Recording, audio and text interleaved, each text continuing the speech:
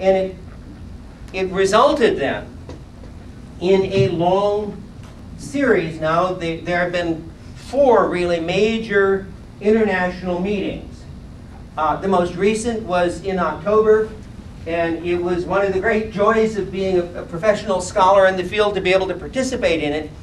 Georgetown hosted this 4th conference, and the panel that then being a host, you get to be chair and you don't have to present papers, but right? That's the nice thing about it. It takes a lot of effort to host a conference, but one of the good thing about it is you probably don't have to present a paper then. But I was chairing a panel. And it was on religious responses to violence. And first miraculous thing was that everybody was told that they were going to be limited to 7 minutes, and everybody stayed 7 minutes, which is okay if you've got graduate students. You know, you can ding a bell and you can say, okay, you get an F if you speak 8 minutes. But on my panel, people who were dedicated to discussing then this common base, but in relationship to violence, was Ali Guma, the Grand Mufti of Egypt, was Mustafa Cherish, the Grand Mufti of Bosnia, was the Greek Patriarch, the Greek Christian Orthodox Patriarch of Jerusalem, was the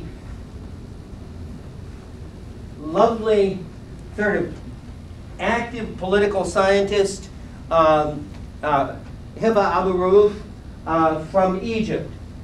We had it was a global kind of thing. I looked at the panel because it was relatively cosmopolitan and global, and I looked at it, and it was a great photo op, if nothing else. I was dressed then like I am now, and I looked, and I realized I was the only one who was dressed in native costume of the wasp. Everybody knows what a wasp is, and this is our native dress. If I can't speak, if I take my necktie off, my head falls off.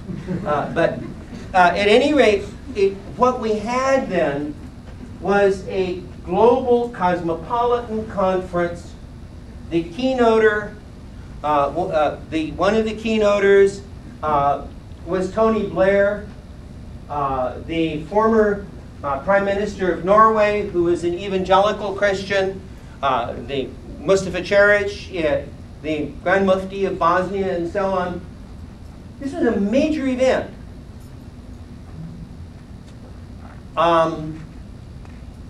If we had issued a statement saying holy war and jihad must be undertaken to overthrow the imperialist regime of the United States, you know that it would have been on the front page of every newspaper in the country. But since what we said was there is a foundation, the belief in the importance of love, love your God, love your neighbor, as the foundation for how Muslims and Christians can get along, New York Times didn't even have its little, 2-paragraph thing on it. And so that what we have then is a challenge. Just quickly, to summarize then. At this point, religion is identified with violence, and I think it's a bum rap. But people are justified in saying there are people that justify their violence by their religion. And it is important to know how people within those religious traditions counter the advocacy of violence. But it's also important to go beyond and say, how do people now begin to define how diverse groups can live together in the tight communication world that we live in our globalized society today? Thank you. I'll stop.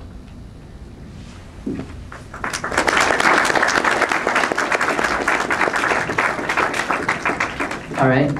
As Dr. Voll said, we're now going to open up the floor to questions. So if you have If you have a question, please write it on one of the note cards. Thank you.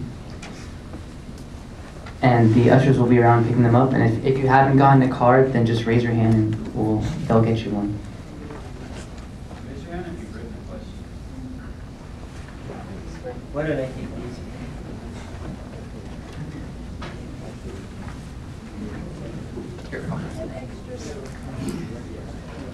This is the first.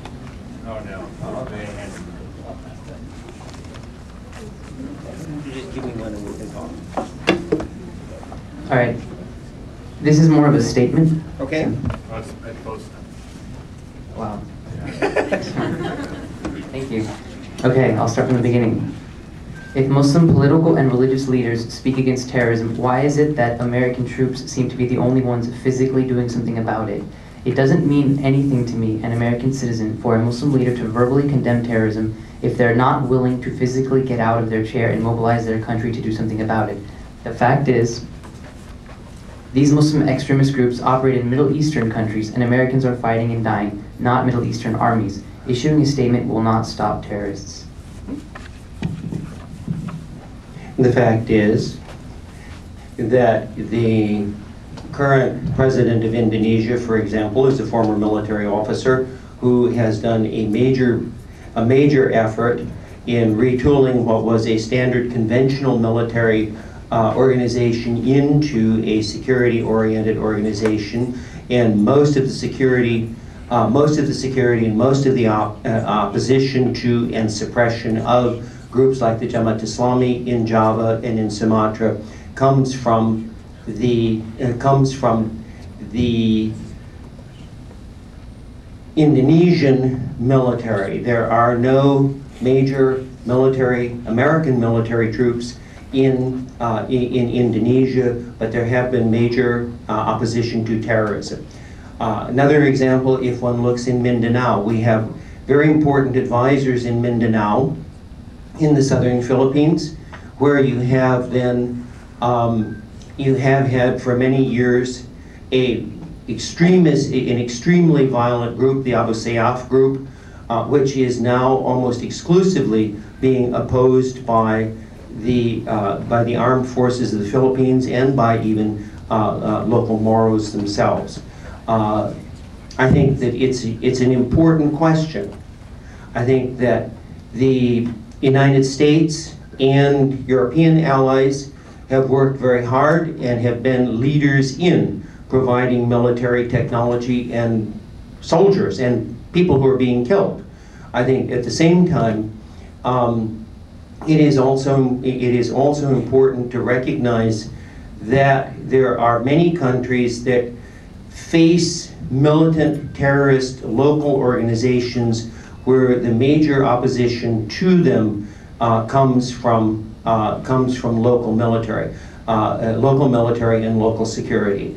Bosnia is an important case of working very closely with and trying to develop its own capacity beyond, and so on.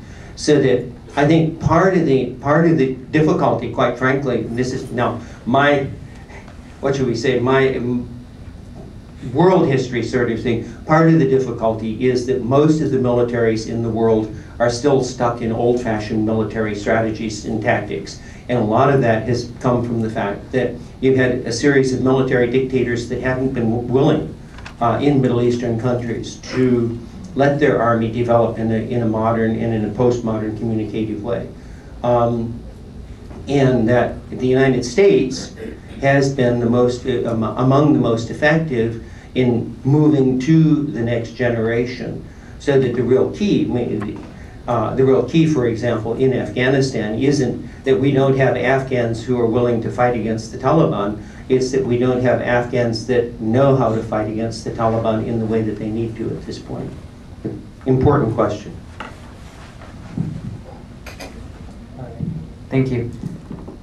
The next question is, the speaker spent a lot of time proving that Muslim leaders have consistently condemned the behavior of violent extremists.